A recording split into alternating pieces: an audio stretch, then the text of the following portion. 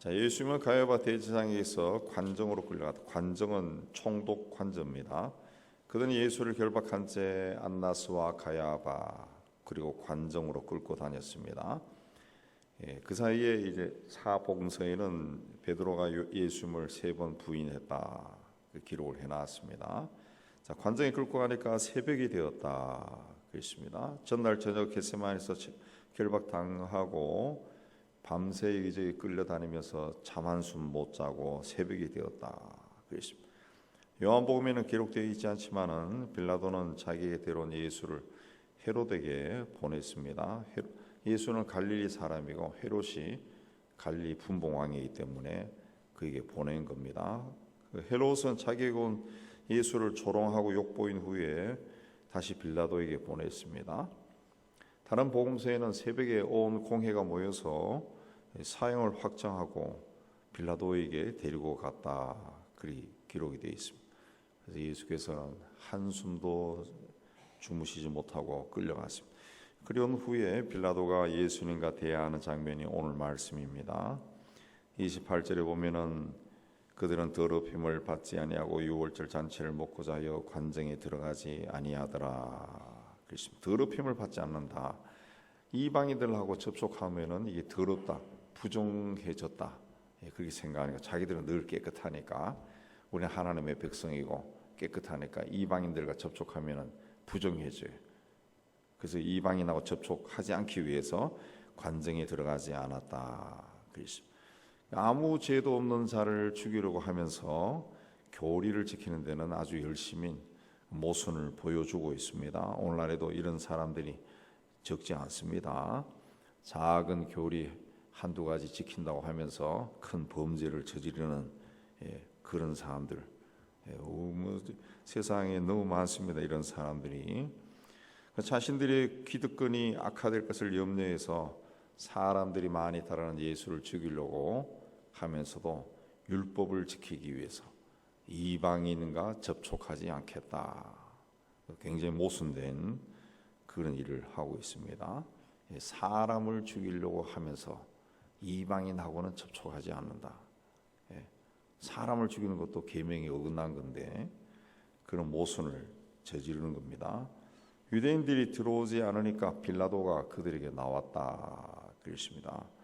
이 성경 오늘 말씀에도 보면은 이 빌라도가 들락달락하면서 예수를 심문하는 장면이 자세하게 기록이 되어 있습니다. 29절에도 보면은 빌라도가 밖으로 나갔다. 33절에도 다시 관정에 빌라도가 들어갔다. 38절에도 그 하반절에 보면은 이 말을 하고 다시 유대인들에게 나가서 이르되 그랬죠. 또 19장 4절에도 보면은 빌라도가 다시 밖에 나가서 19장 9절에도 다시 관정에 들어가서 13절에도 빌라도가 이 말을 듣고 예수를 끌고 나가서 굉장히 들락날락거렸어요. 이건 이제 유대인들이 들어오지 않아서 그렇게 했다 그런 뜻도 있겠지만은 굉장히 혼란스러웠다는 거죠. 재판 과정이 굉장히 혼란스럽고 막 시끄럽고 복잡하고 그러니까 빌라도도 이렇게 어떻게 결정할지 몰라가지고 왔다 갔다 하고 굉장히 혼란스러운 모습을 우리가 상상할 수가 있습니다. 29절에서 그는 너희가 무슨 일로 이 사람을 고발하느냐 그렇게 했습니다. 그러자 그들이 이 사람이 악을 행하였다. 누가복음에서는 무리가 백성을 미혹하고 가이사에게 세금 내는 것을 금하고 자칭 왕 그리스도라 한다. 가이사에게 세금 내는 걸 금한 적이 없습니다. 이제 왜곡시키는 거죠. 또 이 사람이 온 유대에서 가르치고 갈릴리부터 시작해서 여기까지 와서 백성을 소동하고 있다. 이런 말을 합니다. 그 빌라도가 먼저 이 말을 한 것처럼 보이지만은 오늘 말씀에 사실은 백성들이 먼저 고발한 거죠. 그래서 빌라도가 무슨 일로 이 사람을 고발하느냐 물은 겁니다. 그리고 가만히 들어보니까 이게 종교 분쟁 같아요. 종교 분쟁. 자기들끼리 어떤 교리 가지고 싸우는 것 같아서 너희 법대로 재판하라 그랬습니다. 너희 법대로 재판하라. 31절에 너희 법대로 재판하라 그랬죠. 근데 유대인들에게는 사람을 죽일 권한이 없어요. 그 예수님을 사형시키려면 로마법에 따라 판결을 받아야 됩니다. 그래서 총독에게 데리고 온 겁니다. 그들이 총독에게 예수를 데리고 온 이유는 이 사람에게 죄가 있느냐 없느냐 판단해 달라는 것이 아니라 당신이 사형을 선고해 달라. 자기들끼리 모여서는 사형을 선고했습니다. 로마법에 따라 사형을 선고해 달라. 그렇습니다. 근데 32절에 보면은 이는 예수께서 자기가 어떠한 죽음으로 죽을 것을 가리켜 하신 말씀을 응하게 하려 함이라. 자기들도 모르는 사이에 성경 말씀이 예수 그리스도를 통해 이루어지고 있었던 것이죠. 그러나 빌라도는 다시 유대인들의 종교적인 다툼에 휘말리고 싶지 않았습니다. 그래서 다시 관정이 들어갔다. 33절에 그럼 네가 유대인의 왕이냐 물었습니다. 그래서 예수께서 뭐라 그랬습니까? 네가 스스로 하는 말이냐 다른 사람들이 나에 대해서 너에게 한 말이냐. 죽을지도 모르는 제수가 로마 제국의 총독 앞에서 너무 당당하고 권위 있게 말하는 겁니다. 그래서 빌라도가 자존심이 상했어요. 기분이 나빴습니다. 그래서 35절에 보면은 내가 유대인이냐 그랬습니다. 내가 유대인이냐. 그리고 내 나라 사람과 대제사장들이 너를 내게 넘겼으니 내가 무엇을 하였느냐 그렇게 물었습니다. 그래서 예수께서 내 나라는 이 세상에 속한 것이 아니다. 그랬습니다. 내 나라가 이 세상에 속한 것이면 내 종들이 싸워 나로 유대인들에게 넘겨지지 않게 하였으리라. 이제 내 나라는 여기에 속한 것이 아니다. 예수께서 자꾸 내 나라가 어쩌고 저쩌고 하니까 빌라도가 다시 그러면 네가 왕이냐 또 물었습니다. 또 물었습니다. 그래서 예수께서 내 말과 같이 내가 왕이다. 그래서 내가 왕이다. 그랬습니다. 왕이기는 하다. 네가 그렇게 왕이라고 물으니까 내가 왕인 맞다. 왕이기는 하다. 그랬습니다. 내가 이를 위하여 태어났으며 이를 위하여 세상에 왔나니 곧 진리에 대하여 증가를 함이로다. 진리에 속한 자는 내 음성을 듣느니라. 그랬습니다. 내가 왕이다. 그렇게 말하고 그 세상에 오신 이유를 말씀합니다. 곧 내가 왕이 맞긴 맞는데 당신이 생각하는 그런 왕이 아니다. 그런 왕이 아니다. 당신이 생각하는 왕처럼 나라를 무력과 권력으로 통치하는 것이 아니라 진리로 통치한다. 진리를 통해서 한다. 그래서 진리에 속한 자가 내 소리를 듣는다. 진리에 속한 자가 내 나라의 백성이다. 내 나라의 백성이고 나는 그들의 왕이다. 그렇게 이야기한 겁니다. 진리, 그 말씀을 사모하고 듣기를 원하고 이해하고 지키는 사람이 하나님 나라의 백성이다. 그렇게 이야기한 겁니다. 그래서 빌라도가 진리가 무엇이냐 그 물었습니다. 그 이 말을 하고 유대인들이 다시 나갔다. 질문을 했지만은 예수가 자꾸 내 나라가 어쩌고 저쩌고 하고 진리다. 진리를 쫓는 사람이 내 백성이다. 그렇게 하니까 그럼 진리가 뭐냐라고 묻고 답도 듣지 않고 바로 나갔습니다. 그리고 돌아서서 유대인들에게 나는 그에게서 아무 죄도 찾지 못했다. 그랬습니다. 그런 예수님과 대화하는 동안에 성경에는 짧게 기록되어 있지만은 아마 여러 가지 물었겠죠. 대화하는 동안에 예수에게서 어떤 이 죄를 발견하지 못한 겁니다. 사람을 유혹한다거나 사람을 죽였다든가 뭐 폭행을 행했다든가 그런 악한 것이 예수에게서 없다는 것을 알았습니다. 그리고 예수라는 자가 세상에 속하지 않은 나라에 대해 말하니까 이 교리적인 차이로 이 사람들이 이 사람을 데려왔구나. 그걸 생각한 거예요. 죽일 필요가 없다. 그 생각한 겁니다. 그래서 그는 6월절이면 한 사람을 놓아주는 관례가 있으니까 이 사람을 놓아주면 어떻겠느냐 제안합니다. 6월절은 유대인의 가장 큰 절기죠. 그래서 정치적으로 죄인을 방면해주는 그런 전례가 있었습니다. 그래서 이 빌라도는 예수가 죄가 없다고 주장하니까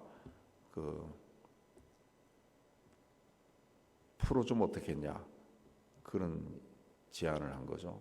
그 죄인도 아닌데 죄인에게만 행하는 특사를 제안한 겁니다. 그러니까 만일 빌라도가 이 굉장히 공의롭고 사리가 분명한 정치인이라면은 이 사람은 죄가 없다 하고 석방하고 끝나면 됩니다. 근데 오늘 말씀 보면 왔다 갔다 했잖아요. 왔다 갔다 했다는 것은 굉장히 본인이 혼란스러워 했다는 거예요. 정치적인 이해 득실도 따지고, 그렇게 하다 보니까 소신 있게 일을 처리하지 못한 겁니다. 예루살렘의 지도자들이 다 몰려와가지고 이 사람 사형시켜야 된다고 주장하니까, 또 군중을 또 소리 지르니까 이렇게 하다가 또 폭동이 일어나지 않을까 두려워한 겁니다. 빌라도는 종교적인 분쟁이, 그 종교인들끼리 시기 질투 싸우는 것이 얼마나 강팍하고 무섭다는 것을 잘 몰랐습니다.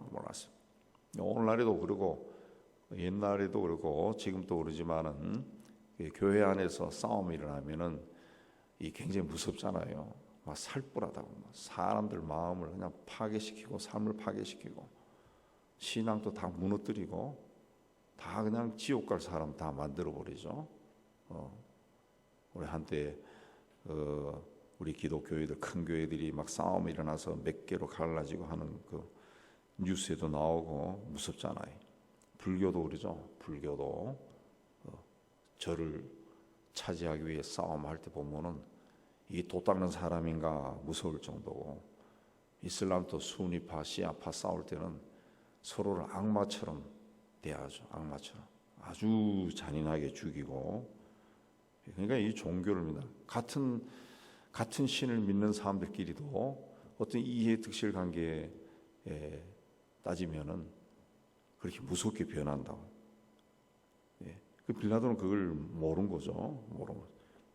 그래서 당시 갇혀있던 바라바와 예수 두 사람 중에 누구를 풀어주면 좋겠냐 이렇게 물으면은 사람들이 이 바라바보다는 그래도 예수를 석방하라고 말하지 않을까 그렇게 생각합니다. 누가복음 23장에 보면은 바라바는 당시 일어난 밀란과 살인으로 인해 가지고 감옥에 갇혀 있었다 그랬습니다.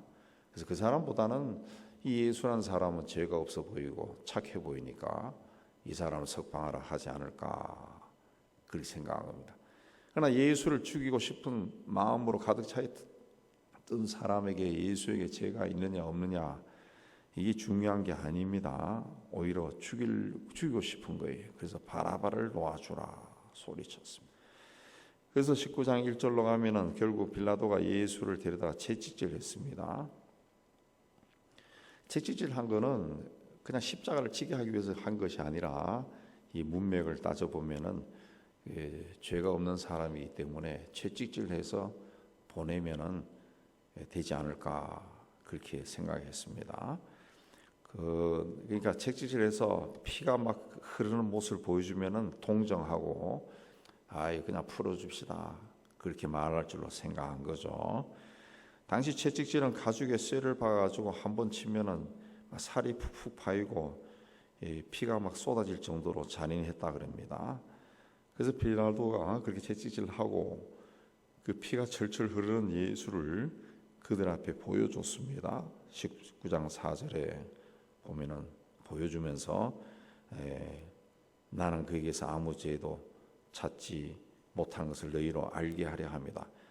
내가 이렇게 했지만 그에게서 죄를 찾지 못했다 그렇게 말했죠. 그러나 사람들이 40절에도 나오지만 계속 소리 질렀죠. 예수를 죽이라고. 그래서 그 십자가에 6절에도 십자가에 못 박으라고 소리 지릅니다. 그러니까 빌라도가 뭐라 했습니까? 너희가 친히 데려다가 십자가에 못 박으라. 나는 그에게서 죄를 찾지 못하겠다. 그렇게 선언을 해버렸습니다. 19장 12절에 보면은 빌라도는 예수를 놓아주려고 힘썼다 그랬습니다. 그러니까 굉장히 빌라도가 재판을 하면서 굉장히 힘들었다는 거예요. 사람들과 계속 요즘식으로 하면은 재판장으로서 검사 측, 변호사 측하고 굉장히 막 논박이 심했다는 거죠. 논박이 심. 그런데 사람들이 워낙 거세게 십자가에 못 박으라고 하니까 예수를 십자가에 못 박도록 그들에게 넘겨줬다. 너희들이 마음대로 해라. 그렇게 한 겁니다. 그러나 마음이 편하지 않아서 마태복음 27장에 보면은 물을 가져다 손을 씻으면서 이 사람의 피에 대하여 나는 무죄하니 너희가 당해라. 그랬습니다. 너희가 당해라.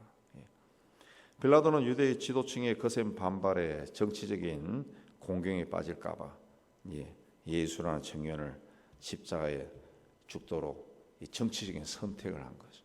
정치 선택. 그냥 내줘 버렸어. 그냥 나는 무죄하다. 나는 이거와 죄가 상관이 없다. 그렇게 선언을 한 거죠. 선언을 한 거죠. 이 빌라도가 당시 황제에게 보낸 그 당시 자기가 통치하던 시대에 있었던 일을 써서 보낸 보고서가 발견이 됐죠. 오래전에 발견되어서 번역한 것이 그 80년대인가 나온 적이 있어요. 그게 상세하게 적어 놨습니다. 이 청년에 관해 가지고 그야말로 사진을 보듯이 자세히 해놨습니다. 근데 이 사람이 내가 무죄하다 해도 이 당시의 책임자가 빌라도예요. 책임자가 빌라도입니다. 이 사람이 안 돼라고 그냥 끝내버리면 끝나는 건데 본인이 그냥 어쨌든 너희들 마음대로 해라고 이렇게 했기 때문에 사도신경은 본디오 빌라도에게 고난을 받으사 이렇게 2000년 동안 수많은 사람들이 그렇게 이야기를 하는 겁니다. 자, 누가복음에는 소리가 이겼다 그랬습니다. 사람들이 십자가에 못 박아 죽여라 하는 소리가 이겼다 그랬습니다. 결국 예수 그리스도는 소리에 의해서, 소리가 뭡니까? 오늘로 이해하면 여론이죠. 여론에 의해서 십자가에 못 박혔다라는 겁니다. 십자가에 못 박혀 죽었다. 여론에 의해서 십자가에 못 박혀 죽었다. 이건 뭘 이해합니까? 세상 사람들에 의해서 죽었다는 거죠. 사람들. 결국 따지고 보면은 우리가 죽였다는 것이 우리가. 우리의 죄가 그분을 십자가에 못 박아 죽게 했다. 그죠? 그러니까 우리의 죄 때문에 예수께서 십자가의 제물이 되신 거예요. 제물이 되신 거예요. 그래서 성경은 이분이 우리를 죄와 사망에 구하기 위해 돌아가신 구주다. 그랬습니다. 그러니까 예수는 세상 사람들의 미움을 사서 십자가에서 죽음을 당한 겁니다. 달리 하면은 세상 사람들의 죄 때문에 죄된 마음 때문에 죽은 거예요. 세상의 죄, 우리의 죄 때문에 십자가에서 죽은 겁니다.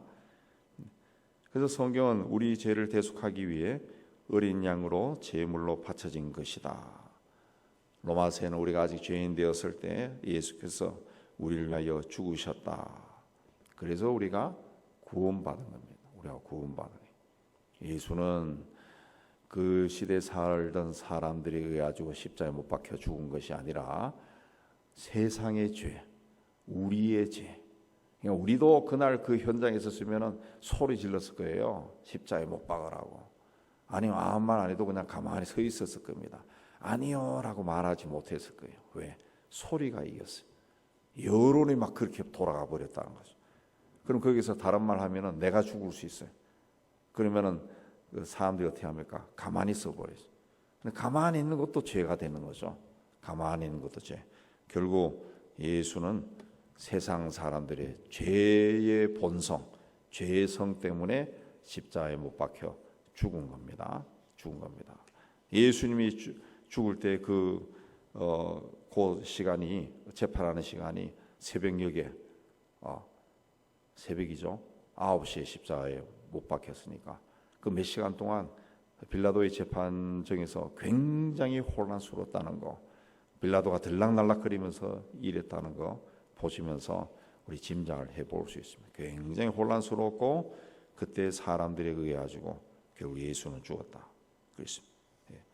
거기에는 빌라도의 그 책임을 지지 않으려고 하는 죄, 예수를 십자가에 못 박으라고 소리 질렀던 사람들의 죄, 그들의 악한 때문에 예수는 십자가에 죽은 거죠. 결국 세상의 죄 때문에 십자가의 제물이 된 겁니다. 그리고 우리는 구원을 받았습니다. 십자가의 제물에 우리는 구원을 받았습니다. 우리가 이 은혜로 하나님 앞에 서 있습니다. 그래서 바울도 그리 이야기했지만은 또다시 예수를 십자가에 못 박지 말라 그랬습니다. 우리의 죄성은 또다시 예수를 십자가에 못 박을 수도 있어요. 언제든지 우리는 세상에서의 우리의 이익 때문에 내 신앙을 잠시 옆에 둘 수 있다. 접어둘 수 있다는 거지. 그게 우리가 가지고 있는 죄의 무서운 면입니다. 무서운 면이. 죽을 때까지 그러면 이게 저 착한 사람이 갑자기 왜 저리 변하지? 이 우리의 죄성이 아직도 살아있는 거예요. 그래서 우리가 하나님 앞에 나갈 때 내 안에 그것이 있다. 결국은 다른 사람도 아닌 내 안에 있는 죄성이 예수를 십자가에 못 박게 했구나 라는 것을 깨닫고 인정하고 하나님 앞에 나가며 자신을 늘 돌아보고 하나님 앞에 겸손하게 세워가는 여러분이 다 되시기를 주의 이름으로 축복합니다.